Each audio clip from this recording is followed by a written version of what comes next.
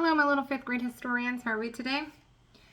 All right, so we're going to discuss the Bill of Rights today for Freedom Week, and we've got a presentation, and then we're going to do a little bulletin board. We're going to place these on the wall together, and then we're going to do an activity that will probably run us till tomorrow. So this presentation is pretty long. Let's get into this really quick so we don't go over the time. All right, today we're going to discuss the Bill of Rights. What are the three most important documents in American history? Can anybody name these? All right, we'll talk about it. Let's talk about Declaration of Independence, 1776, United States Constitution, 1787, and the Bill of Rights was made in 1791. All right, what I want you guys to discuss over this presentation time is, or not discuss, to think about, why do you think the Bill of Rights were created, and what is the difference between rights and privileges? So we need to know the difference between rights and privileges because, and you'll learn this over the course of this presentation. All right, what is an amendment? Can anybody tell me what an amendment is? All right, an amendment is a change or addition to a written document. So you can never take it away, but you can change it to alter it, and you can add something in. So the first 10 amendments of the Constitution were called the Bill of Rights. So that should let you know that there was a document, they changed them, and now we call those the Bill of Rights. And these Bill of Rights they limits the power of the government to protect the rights of individuals. So we have freedoms as an American, and we will get into those in a second. Let's go back. I want to tell you that there's a video down here, but it's going to run us over time. So what I want you guys to do is use that as a reference when we're doing our activities, because you're going to need it. The history of the Bill of Rights. So it first started out the Articles of Confederation in 1776, and these were the first 13 colonies. So those are the colonies up north that the United States started with. So they didn't have all 50 states at the time, but they did have 13 colonies. So they held a meeting, and they wanted to strengthen the government, and they wanted to talk about taxes and the process and just how things were supposed to work within this new government. What they did not think that they were going to be discussing is the Bill of Rights and how they needed to be changed to fit individuals' needs. So they originally had 17 proposed changes to the Constitution, but only 10 were passed.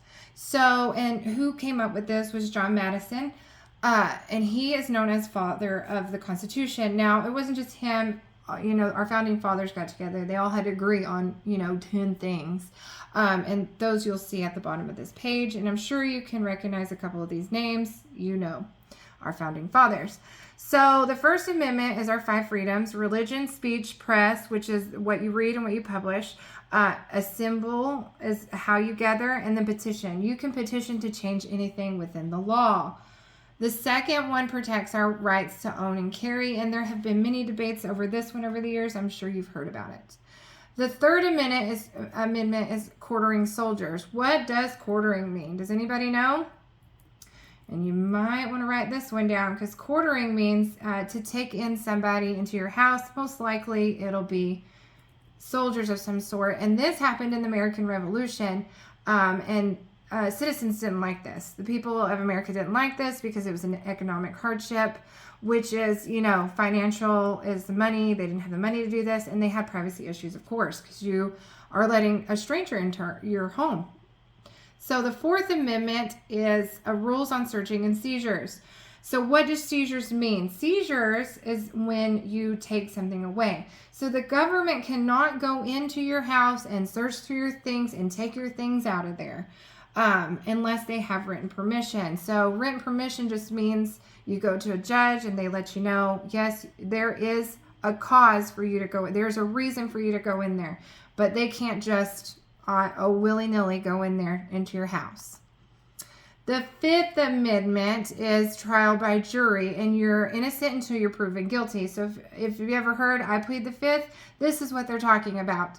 They can't just pull you off the side of the road and say you did something wrong and put you in jail. And the Sixth Amendment is if they say that you committed a crime, you have right to have somebody there with you telling you, giving you advice, which is an attorney. And they can't just keep you in jail. So speedy trial means they can't just keep you in jail forever. They have to make sure that you had a sort of trial, which a trial is when you go into a courtroom and they go through the evidence, or they go through a process to see if you're guilty or not, guilty or innocent. And you have the right to know why they are putting you in jail. The 7th Amendment is for civil cases. The 8th Amendment is cruel and unusual punishment. Oops, I went past there. So cruel and unusual punishment just means that they cannot do random things. They can't keep you in jail for an unreasonably high bail. So what is a bail? Can anybody tell me what bail is? So bail is just a monetary thing that they keep you in jail. So that's how much you pay to get out of jail. And they cannot raise that to an unreasonable rate. The 9th Amendment is unenumerated rights. So there are other rights. That's what that means. There are other rights, and the government cannot take them away.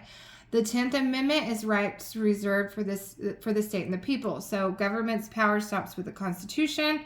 And then the state and people make the decisions if not specified in the Constitution. So your specific state is supposed to make these arrangements or these rules if it's not specified, if it's not in the Constitution already. And they cannot take these rights away. So what we're going to do is we're going to work on a bulletin board. I'm going to turn me around and we'll do the first one together. You're going to have these little papers like this, and then you're going to put it over on the board that says 1 through 10. And you and your classmates as a whole, you're going to separate them. We'll do the first one together. So the right to refuse your home to soldiers. Which one is that? Can anybody tell me? That's the 4th Amendment. So you're going to go put this under 4. And what it'll look like is that. Let's move on. So our last activity for today is a group debate. So how might you change the Bill of Rights in modern day? So let's think about what is in modern day right now. So we've got computers. That we didn't have that back in, the days that they were writing the Bill of Rights. They didn't have computers. They didn't have information overload. They didn't have the cars that we have. They didn't have, we have different debates over the years, debates over women's rights, people of color's rights, and not just the United States individuals as a whole, the American individual. So how might you change those Bill of Rights? Now we're going to separate into groups of 2, and you guys can agree on your amendment together. Now I want to let you know that this amendment can be silly. You could say everyone should own a dog, but the rules are you have to tell me why and how that's beneficial. So everyone should own a dog. Why? Because dogs make me happy. And how is that beneficial to other people? Because it will make you happy as well. Let's do another example. Let's see. Everyone should eat an apple a day. 1 apple a day. That's but why? Because I like apples. How is it beneficial to other people? Because it will make you happy. And then in the end, what we'll do is we'll get together and we'll debate and we'll decide on one rule for our class that we want to add to the Bill of Rights. Now, after this is all said and done, you guys can think about this. Why are the Bill of Rights important? And how hard was it to decide on, I say 2 or 3 amendments, but really I want to get it down to 1 amendment, because I want you guys to see how hard it was for all of these men to come together and realize that these are the rules that we should collect so that we can give to the American people to feel safe. Those are the references, and let's get started.